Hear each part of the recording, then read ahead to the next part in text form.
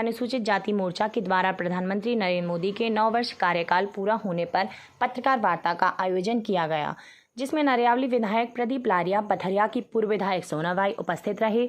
इस मौके पर अनुसूचित जाति वर्ग के लिए देश की मोदी सरकार ने जो लाभ दिए हैं उसे सामने रखते हुए नरियावली विधायक प्रदीप लारिया ने जमकर कसीदे पढ़े और यह बताने का प्रयास किया कि 9 वर्ष का कार्यकाल एक इतिहास बन गया है।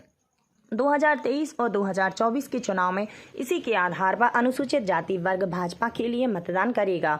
इस मौके पर पत्रकारों ने रेल दुर्घटना के लिए जिम्मेदार रेल प्रशासन के मामले में देश के प्रधानमंत्री का हस्तक्षेप पर जुड़ा सवाल पूछा तो नरियावली विधायक जवाब गोलमाल देने के लिए मजबूर हुए। वहीं महंगाई, बेरोजगारी और देश की राजधानी दिल्ली में पहलवानों से जुड़ी सवाल पर भी जवाब नहीं दे पाए। जब लगातार पत्रकारों के सवाल सामने आने लगे तो नरियावली विधायक को अपनी पत्रकार वार्ता समाप्त कर देने की घोषणा करना पड़ी। आइए सुनते हैं क्या कहते हैं नरियावली विधायक अपने शीर्ष नेतृत्व के कार्यकाल पर। कल्याण के लिए और हम देख रहे हैं कि पूरे देश के अंदर विकास के काम चल रहे हैं। यदि ये कहा जाए कि गरीब कल्याणों के लिए समर्पित सरकार है तो अतिशयोक्ति नहीं होगी। यदि हम बात करें तो जो केंद्र में गरीब है उसको लेकर योजनाएं चल रही हैं और वो हम देखते हैं कि उसका अधिकतम लाभ वैसे तो सभी को मिल रहा है, लेकिन अधिकतम लाभ हमारी अनुसूचित जाति, अनुसूचित जनजाति और ऐसे गरीब लोगों के लिए ज्यादा योजनाओं का लाभ मिल रहा है। और हम कहते हैं कि यदि कोई व्यक्ति विकास में पीछे छूट गया है उसको आगे लाने का काम यदि कोई कर रहा है तो मोदी जी की सरकार कर रही है। यदि हम योजनाओं के बारे में चर्चा करें तो जिसका सीधा लाभ मिला है उसमें प्रधानमंत्री आवास योजना।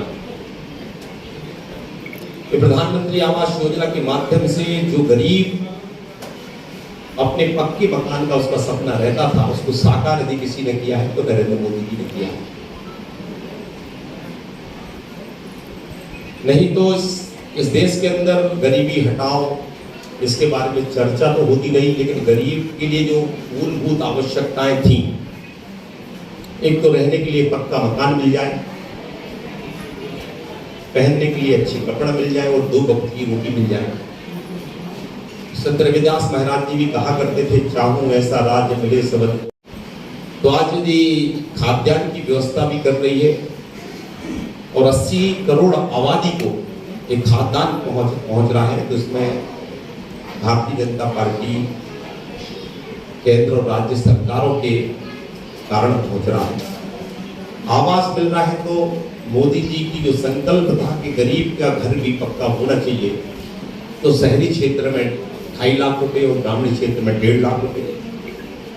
हम देखते थे हमारी माताएं बहनें उज्ज्वला योजना के माध्यम से उनको गैस मिल रहा है, नहीं तो एक समय चूल्हे पर रोटी बनाती थी, विभिन्न प्रकार की बीमारियां होती थी, तो आज उज्ज्वला योजना के गैस कनेक्शन मिल रहे हैं।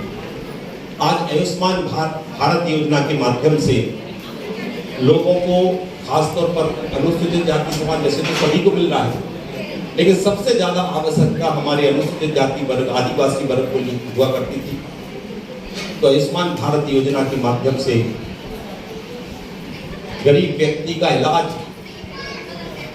अच्छे से हो सके, ये योजना यदि किसी ने चलाई है तो हमारे प्रधानमंत्री नरेंद्र भाई मोदी जी ने चलाई।